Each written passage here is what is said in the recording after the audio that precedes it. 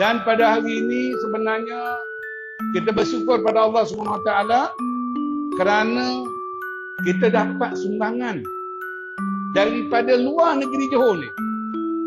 Daripada mana sumbangan ini? Daripada orang yang berduit, orang yang bayar zakat. Maknanya hari ini kita terima sumbangan daripada orang lain untuk anak kita. InsyaAllah kita doakan orang yang sumbang tadi terus diberikan rezeki. Kerana rezeki dia, kita dapat rezeki.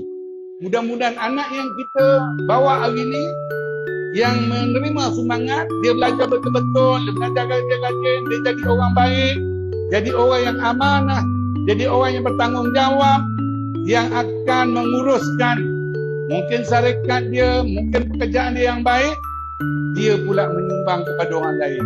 Di samping menjaga kita waktu tua kita nanti. Ini kita kena doa. Apa yang saya mampu membantu anak-anak supaya mereka boleh pergi sekolah pakai baju baru, kasut baru, beg baru. Pada waktu yang sama, kita memberikan peluang kepada anak-anak kita supaya dilihat sama dengan orang yang keluarga yang ada duit.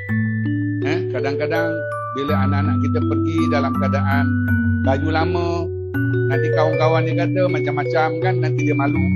Jadi saya ambil tanggungjawab, sekurang-kurangnya anak-anak ada pakaian yang baru untuk ke sekolah pada 12 hari bulan Januari akan datang. Walau macam mana pun, kita doa untuk anak-anak kita. Hari ini kita mencari rezeki dengan penuh keikhlasan untuk anak-anak. InsyaAllah anak-anak akan bantu kita bila kita tua nanti. Akhir kalam, akhir kata, sama-sama kita beri tepukan kepada ketua-ketua komuniti. Kerana apa? Kerana dia ingat nama kita. Dia ingat keluarga kita. Dia ingat anak-anak yang anda ada anak yang perlu dibantu. Ketua-ketua komuniti yang berada dalam Parlimen Seri Gading yang membantu saya untuk berhubung dengan tuan-tuan dan puan-puan. Sekali lagi, terima kasih pada semua.